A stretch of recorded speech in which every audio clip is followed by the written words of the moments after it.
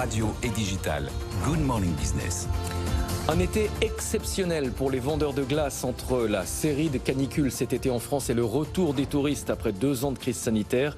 Les ventes de sorbets et de crème glacée ont atteint des niveaux records pendant la période estivale. On va en parler avec Bruno Haïm, président de la Confédération nationale des glaciers de France et propriétaire des sorbets de Saint-Mandé. Bonjour. Bonjour. Vous êtes artisan glacier. Je le précise, ça a une importance, on verra pourquoi dans un instant. D'abord, c'est un produit évidemment sensible à la météo, donc les ventes ont progressé puisqu'il faisait chaud cette année, avec un détail intéressant. En fait, les ventes ont surtout progressé là où d'habitude, il ne fait pas toujours beau.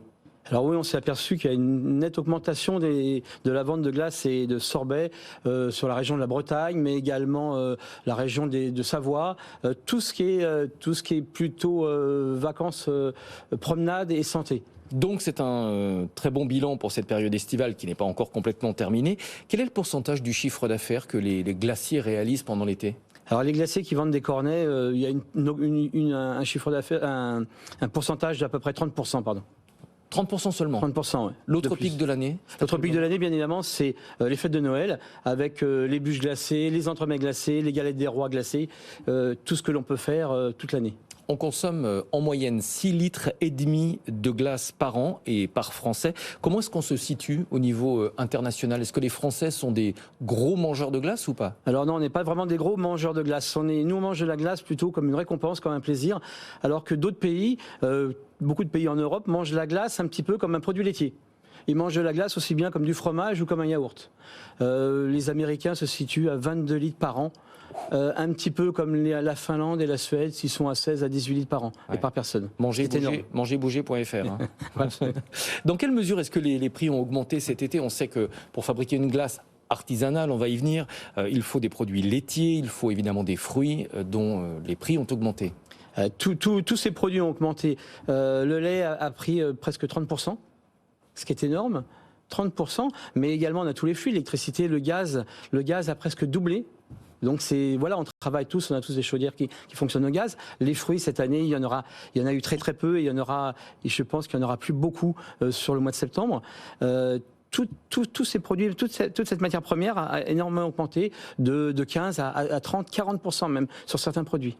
Vous-même, vous avez augmenté vos tarifs. J'ai dû malheureusement augmenter mes tarifs parce que la framboise a pris 80% d'augmentation.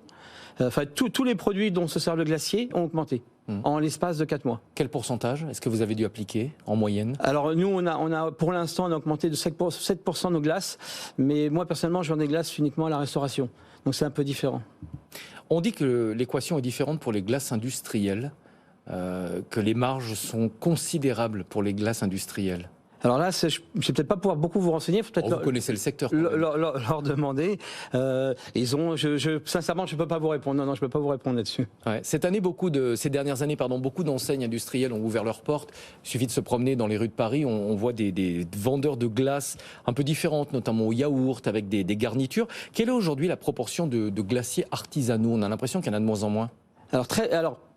Très très souvent, ces gens qui font de la glace, très souvent, pas tout le temps, mais très souvent, les gens qui font de la glace au yaourt, souvent, ce sont des produits qu'ils achètent et qui transforment en glace au yaourt. C'est des produits, des prémix, ce qu'on appelle. Voilà, ce sont des poches. Ce sont des poches, voilà. On congèle, un peu comme les glaces italiennes. Congèle ou pas congelé, voilà, c'est un peu dans la fabrication de la glace à l'italienne. Et après, ils rajoutent des coulis, des sauces. Voilà, mais vous avez quand même des artisans glaciers qui fabriquent de la glace avec du yaourt, bien évidemment. C'est quoi la différence ? C'est la même qu'entre un restaurant gastronomique et un fast-food ? C'est un petit peu cette différence, effectivement. Ouais. Quelle est la formation pour être artisan glacier ? Alors pour être artisan glacier, bien souvent on part tous d'un CAP de pâtissier, mais après bien évidemment on évolue avec un CAP glacier, un BTM, et après le titre ultime meilleur wine de France glacier.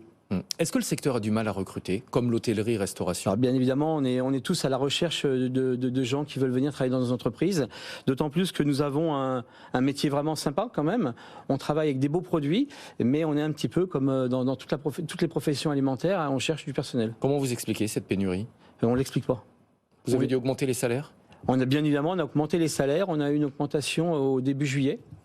Comme beaucoup de gens, et puis ça donne pas grand chose de plus, donc on n'arrive pas à trouver du personnel. On verra ce qu'on va pouvoir avoir comme personnel au mois de septembre. On va recruter, tous les artisans glaciers vont recruter, pour ceux qui travaillent toute l'année. Maintenant, est-ce que l'on va trouver, c'est une chose.